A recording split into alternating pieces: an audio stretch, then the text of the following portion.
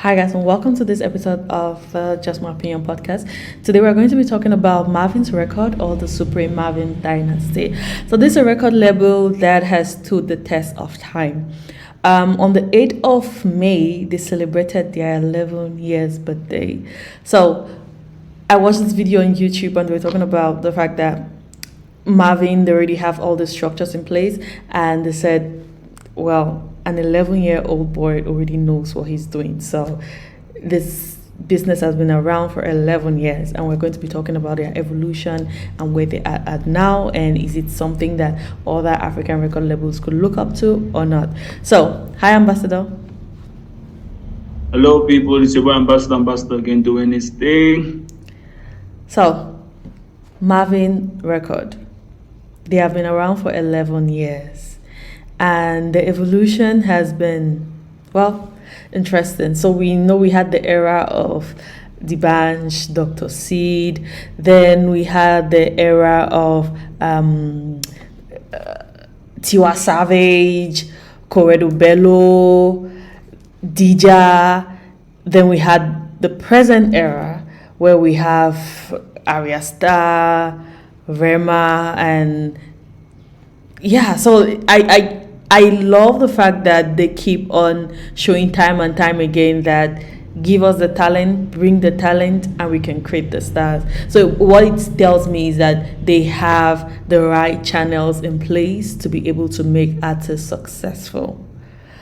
Some people share the opinion that Mavins Record is one of the best record labels out there. Do you think this is the case? I don't say Marvin is one of the best. I say it's the best. No other African label can show the portfolio which Marvin has. No other African CEO, music CEO can show the portfolio which Don Jazzy has.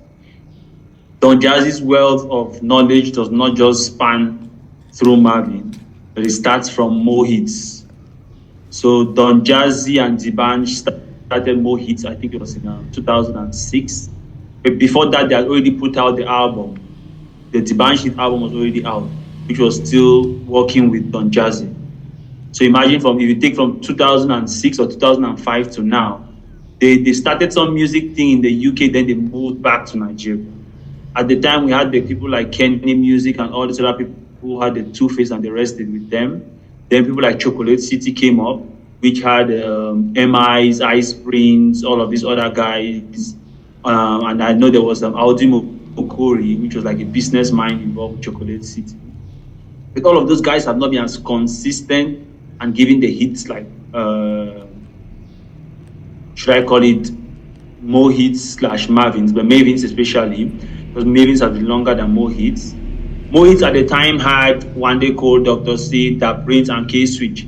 I think that Prince is what's his name? Is Don Jazzy's brother, and K-Switch is D'banj's brother. So it was more of a group of friends kind of vibe. But later on, it broke up. Partly, I would say it's because of Kanye West. Because I remember the story when D'banj was telling some journalists on how he met Kanye West. I think it was in some Dubai Transit, something like that. And then he got signed up. When I watched Don Jazzy's own interviews, he said, yeah, they moved to the US. Both of them went. He was signed under Good Music, that's D'banj, and then he came along with Don Jazzy as his main producer. But Don Jazzy went there and realized like they were going to shut down their creativity, they were going to be restricted, and he was quick enough to pivot back. So I think even Davidas once signed a deal like that and realized like it was not working for him, and he moved back. I think even this guy has signed something like that was his name, Nasty C, which is kind of shutting down his creativity and his yeah. So that all of these artists go global and then sign things, and then now he starts to execute. So when Don Jazzy realized that, he moved back. So he said they are separating for creative differences. That's what he said. So he moved back to Nigeria and then started Mavins. That's in 2012. So that is steady run from 2006 to 2012 with D'banj and the others. But he had to move on. Now, I recall, those from Cameroon will tell you most of the time when people split like this, it's really tough.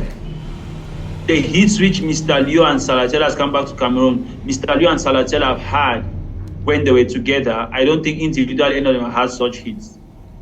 The hits which, how do they call these other people?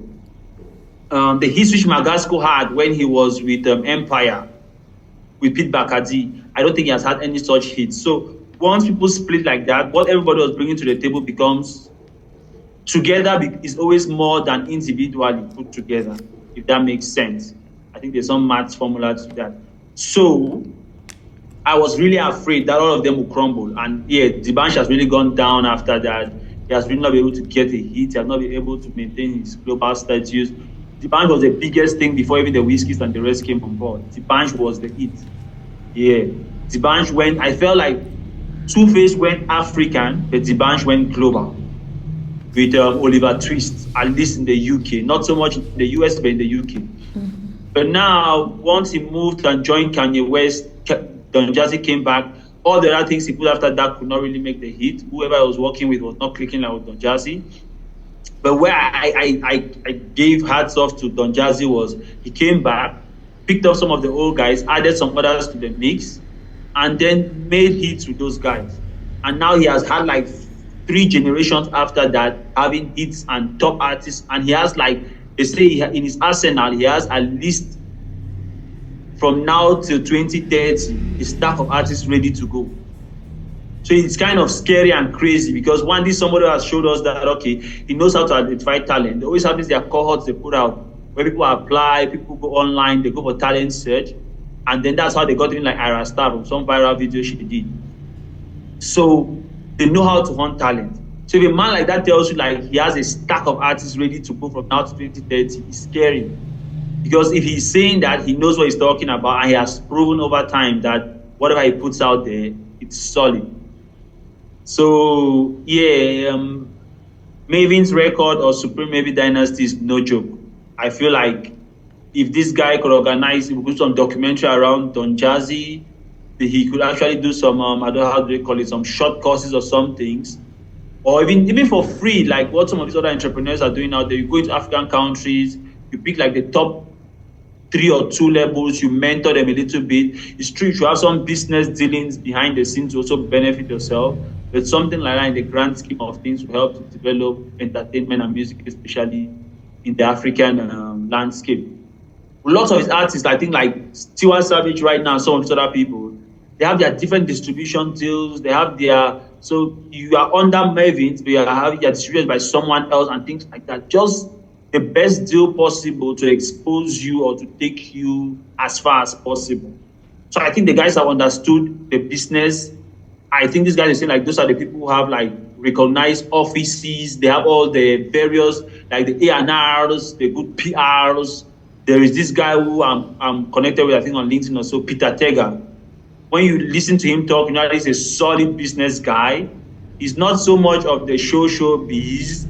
You might not see him in the music video, Puff Daddy.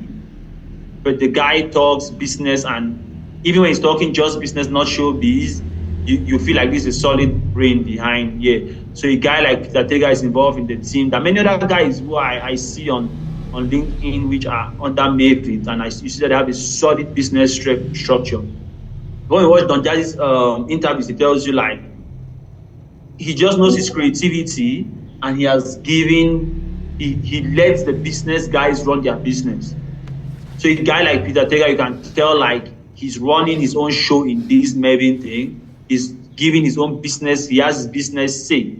Don Jazzy is not so bothered about the business things, unlike some other labels where the artist is the CEO, he's the A&R, he's the same one doing the blogging, he's the same one interviewing himself on his Facebook lives. You cannot be as solid as the Mavins when they have all their structures in check, people who are educated for those things and have experience working on those things. So I think the Mavins, I can talk from now till tomorrow, but if we look at their portfolio, as you mentioned, from the generation first when Don Jazzy just came, where he had Dr. C, that Prince, Tiwa Savage. Then later on, the Corrode Bello, the Dijas, the, what's his name? This other guy, he used to have some funny hairstyle. He came on board. And then we had this next generation, which had people like the Ladibos, the DNA twins. Now we have Rema and Arya Star at the front line. But we also have guys like Magix, Boy Spice, Bayani. All of those guys are with them. And they say there's so much, there are so much talented people behind the scene which we have not even seen. Don Jazzy is a producer, as we know him, but it's also, I don't know if I say he's a very good artist, but everything he sings kind of blows up, so it can be fair to say he's a good artist, although vocally we don't really know. He's also a very viral personality with his short skits. He has lots of other producers he has trained who are behind him, which I've called some of them in the list. So they have a very sustainable business model, and I think they can go on for days. Even old school guys like Iyanya, who used to be under Obi Franklin, is now with them. So he used to be with them. I don't know if Iyanya is still with them. All of these guys, when you look at the roster they have had and the roster they have, I think it's fair to say they're the best in Africa. Yeah, definitely. And I think like some of the things which you highlighted on which I was just taking note of is like the consistency. They have been consistent so far, putting in place the right business structures, knowing that there's this saying that says smart people surround themselves with people who are smarter than them. So like you hear successful ways saying like, it's not me, it's my team. I just surround myself with the right people. I remember I was watching this, there's this YouTuber, Kotti, she interviewed Don Jazzy, and he was saying like he doesn't produce anymore like he used to. So even the production, the beat production, which people know him for, he has hired other people that he's like, okay, person is talented, this person can produce songs. So it definitely puts him in a place where, puts the company, so the company is not just an individual again. So if Don Jazzy, something happens to him today and he cannot proceed, there are still structures in place that make sure Marvin's music goes forward.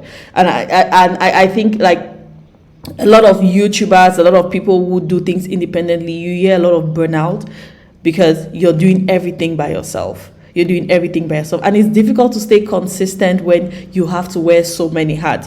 But the best way to stay consistent is if you have all these people who take charge, like division of labor, and things you're not good at, you don't do it. You delegate that to other people, and things you're good at, you just stick to that.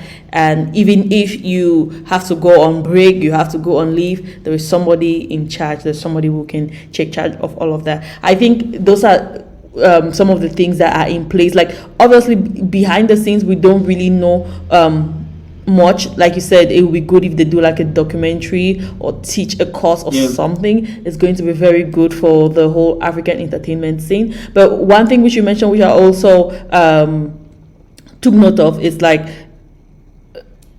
there's a business guy who runs the business side of it, and Don Jazzy is like, I leave the business people to do their things. And that's a number of them. But the one I know the most and I see is most is Peter Tega. But there are a number of other guys, business guys like A&Rs who are under the structure. And then also I mentioned the producers he had signed over the years, like Aloko Timothy, who is also known as our teams, and then Sunday Njere, who is also known as Baby Fresh. So these are recognized producers, but they are producing under Don Jazzy. They're helping to produce his roster. Yeah, I mean, what do you expect? Like, so the video I watched on YouTube, this guy was saying it's a legitimate business where 9 to 5 people go to work every day. So if you're an artist and your career, people are discussing, preparing, doing things to help promote your career, not just one person, 9 to 5 every day. What do you expect? What kind of results do you expect? This is different from somebody who he's the boss, the producer, the businessman, the everything. And the day that he doesn't go to the studio, everything is shut down. It's a whole different. And they meet at the studio and then smoke some weed, drink and talk about girls. And then they go back. That's their working day. Yeah. They maybe produce sometimes at night. Yeah. And also, not only do they have working around the music, they're also trying to monetize other things. So you have like Marvin clothing line, you have the Marvin Energy, you have Marvin Real Estate, you have Marvin Films. I think they're even working on some some short, I don't know if it's a reality show or something like that. So the guys are, they are really there. Yeah, if you have a good foundation, there are a lot of directions that you can go in. Sky is the limit on what you feel. The main thing is first putting in place that good foundation, the good structures. Then you can do whatever you want to do. Do the music, do the comedy skits, do the movies, do the real estate. The structures are there in place to be able to support that. But if those structures are not in place, I mean, you probably not even be able to do one thing well. So yeah, so I definitely think there's a lot that other entertainment houses could learn from Mavins Record. I think they definitely deserve the title, they deserve the accolades as one of the best entertainment industry in Africa. The best. Yes. Not one of them. Okay.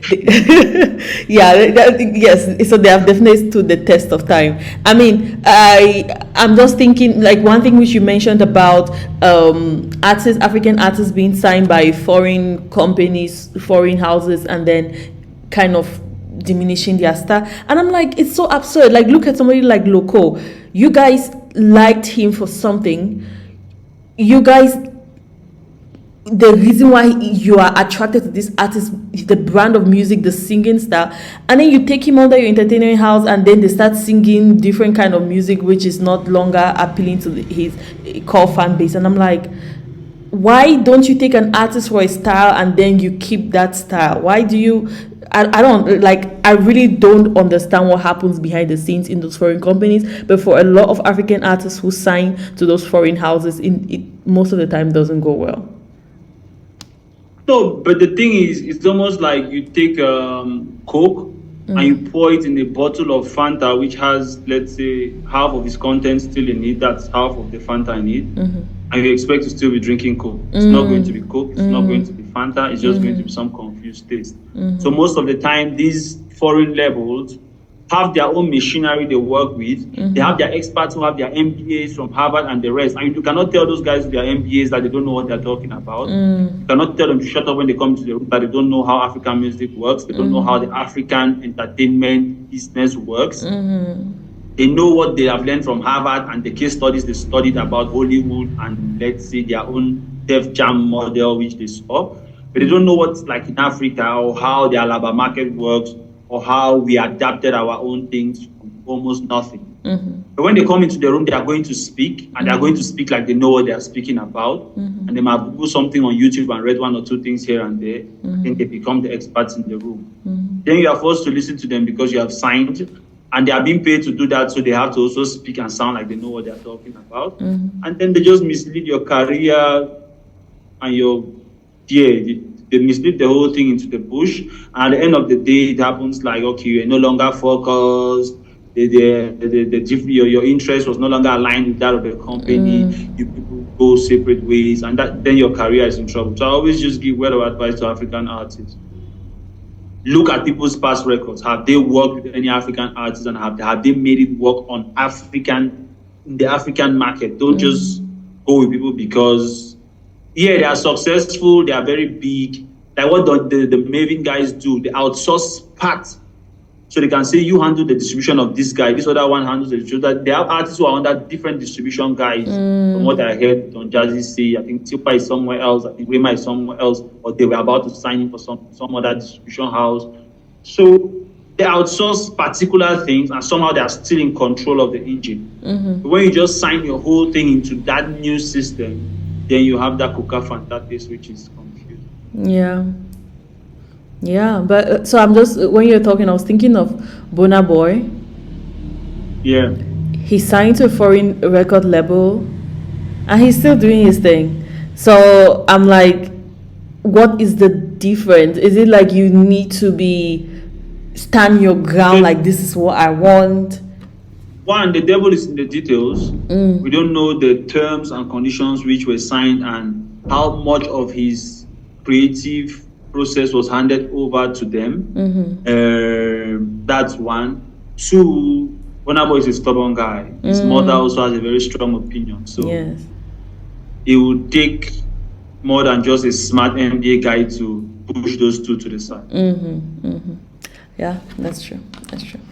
Okay, guys. So once again, congrats to Marvin Record, Supreme Marvin Dynasty for making it this long and for staying consistent and for showing people. Like a few days ago, we are talking about Cameroonian artist Tissue just starting a business, and we're saying if that business becomes successful, other artists will follow suit because now people are not just telling them to start a business, they're actually seeing a successful example. So Marvin's Record is definitely an example that shows people when you stay consistent and you do things this way and you put the right structures in place, you will definitely be able to stay successful. Have we spoken about our sponsors?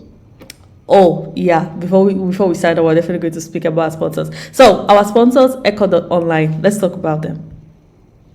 Oh yeah, so I hope the Mavin guys are going to see this and they're going to give us a try or at least call us up for some partnership with Echo, because Echo.online is one of those structures which is also trying to ensure that the African music landscape is profitable to artists. Echo.online has a site and app. A lot of the features are under construction, but the vision in all is to monetize the art. It's to democratize the music landscape. Is to give access to artists, direct access for artists or to artists to the African market. So what do we mean by that? An artist can just go to the studio, mix and master your song, upload it on Echo.online, create your solid fan base by taking your, let's say, your Echo page and sharing it on Facebook, WhatsApp, Twitter, whatever, and getting your fans to follow you on Echo.online. That way, when you put out your song or release some new merchandise, you could push it directly on the site. It's adapted to local payment methods, which is one of the huge challenges our artists are facing. Most of the time, they have to get people in the diaspora to collect their money and send to them, and then their fan base is in Africa, but they're trying to sell things to mostly an audience which is out of Africa, so it becomes challenging. With Echo.online, you build your fan base in Africa, you monetize your things using African currency, you collect your money using payment gateways that are adapted to Africa. So Echo.online is here to get artists, make money off their art, especially most African artists who are independent by default.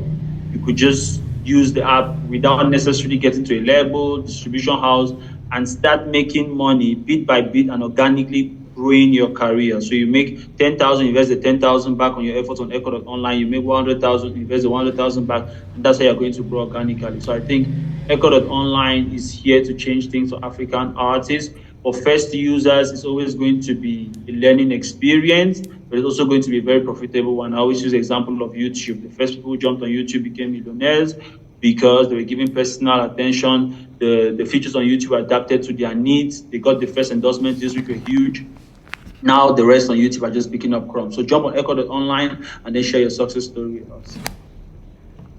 Yeah, guys, so that's definitely the way to go. Like we said, put in place the right foundation. Being able to get on a platform, building a fan base who promptly gets notified when you have anything new that drops. It's a good thing to add to your foundation as an artist as you rise to the top. So that's it for this episode of the Just My Opinion podcast. As usual, we always want to know what you guys think in the comments below. So please share your opinion with us. Thumbs up to this video. Subscribe to our channel. Hit the notification button and see you guys next time. Bye, guys.